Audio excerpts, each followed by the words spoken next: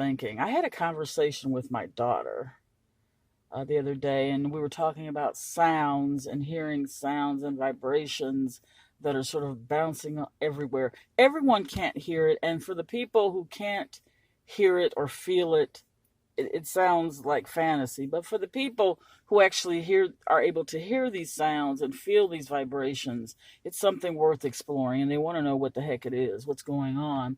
So my daughter and I were talking about it, and we had different theories, and we had looked up YouTube videos and a few articles here and there on the internet about these sounds. And this video isn't about those sounds because I don't know enough about it to make a video about it. But I just wanted to bring it to you guys. Maybe you've heard of this, maybe you've experienced this, and you hear sounds in your head, not tinnitus. We're not talking about a medical condition. There's sort of sound waves or energy that's bouncing around, and right now it feels a little chaotic to me. And once again, I'm not a sound expert. I don't know enough about this subject to make an entire video about it. I just wanted to bring it to your attention in case you've experienced that and you might have some input as to what that is. As all of you guys know, this channel is primarily about metaphysics, the occult, anything that's weird that we can talk about. That seems to be what I'm more interested in. And I noticed the majority of people that are subscribed to this channel are empaths. There's a lot of empaths here, male, female, young, old, just a bunch of people who have a connection and an energized third eye or pineal gland. And it's a chance to sort of enlighten one another, enlighten other people who may not be aware of this. So on a day like this, when the sound waves are bouncing all over the place and things are sort of discombobulated, like something is not right type of feeling, and I know you guys have felt that. There is something bouncing. There is something. I can't really put my finger on it. This video may not be that long, but I wanted to stay in touch with you guys. I wanted to bring you some information. And I went down a street today, and I saw a house.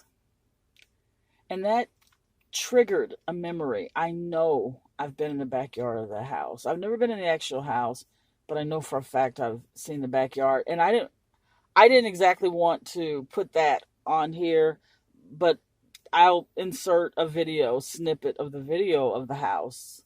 I don't want anybody bothering these people, the people who live there. And it's not the same people anyway that lived there when I was a kid, I'm sure. But I had an experience in that backyard. I know it. It's story time.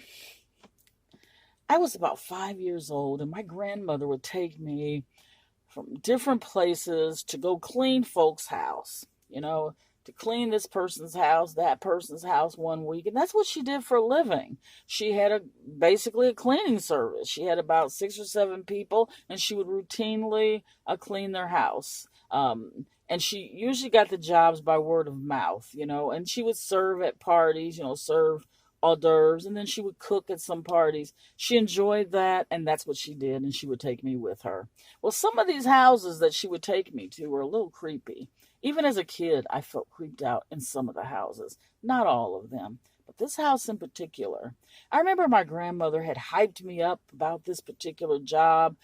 She didn't clean this house routinely. She was just helping out because I don't know if they were selling the house. I'm not sure what was going on, but she didn't routinely clean this house, and I don't ever remember seeing it before. But today, when I drove down the street, I remembered that house.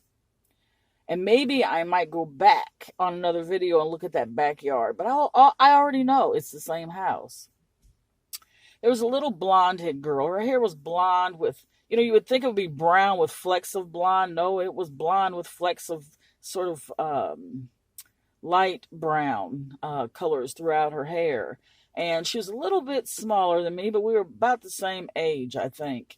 And they had a seesaw in the backyard. And I remember I was afraid to get on the seesaw. I don't know why I would have been afraid, but I was. I felt a little uneasy about that. Plus, I was wearing a dress.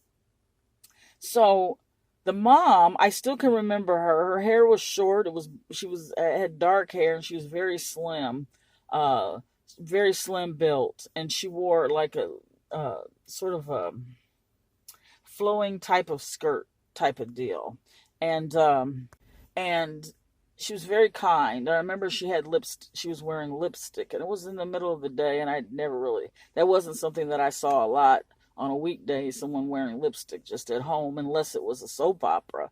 So I just thought that was interesting, and so I continued to play with the little girl, and they had a park bench in their backyard.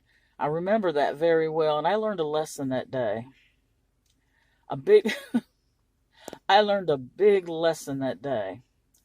And one of the lessons I learned was if you're sitting on a bench with someone, that type of sort of picnic bench, make sure you balance it out. Just like that teeter-totter or seesaw has to be balanced. I learned very early about the importance of balance.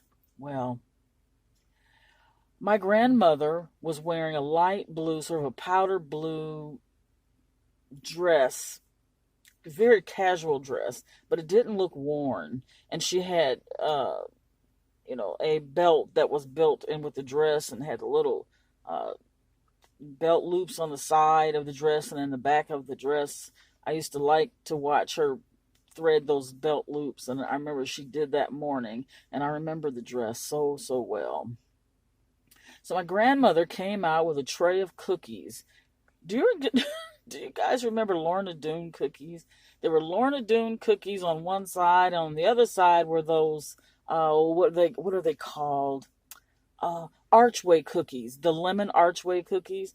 They had those on a tray for us, and I'll never forget it was fruit punch, and I never cared for fruit punch, but I don't know if it was Kool-Aid or some bottled fruit punch, but they had that and served that for our little drinks.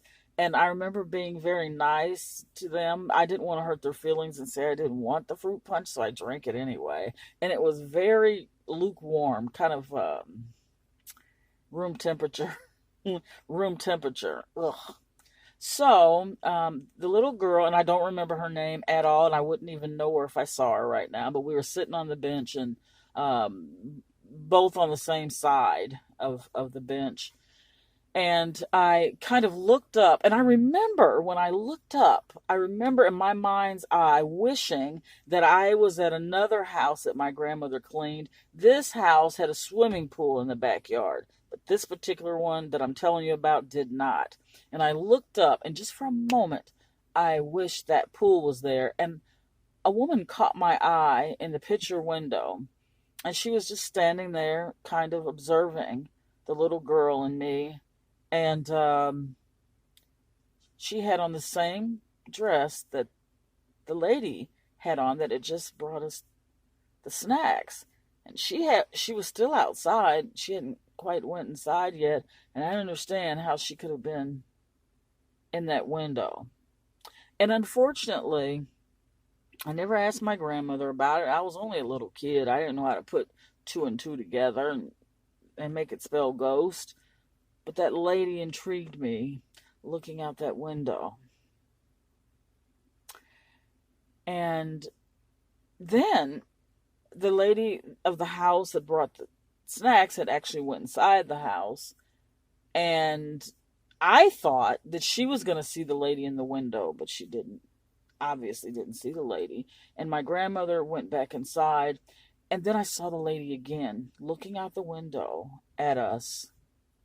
And the little girl who was sitting on the bench, and I believe she was sitting next to me. You know what? My memory's not all that great. I believe she was sitting next to me. She was sitting across, then she got up to sit next to me, and when she did that, the entire picnic bench fell over. The two of us fell, and so did the bench. So did our snacks. So did our cookies. And I remember, for some reason, I felt like my grandmother and that lady blamed me. I don't think they verbally said that, but I felt like I did that. Like I was at fault.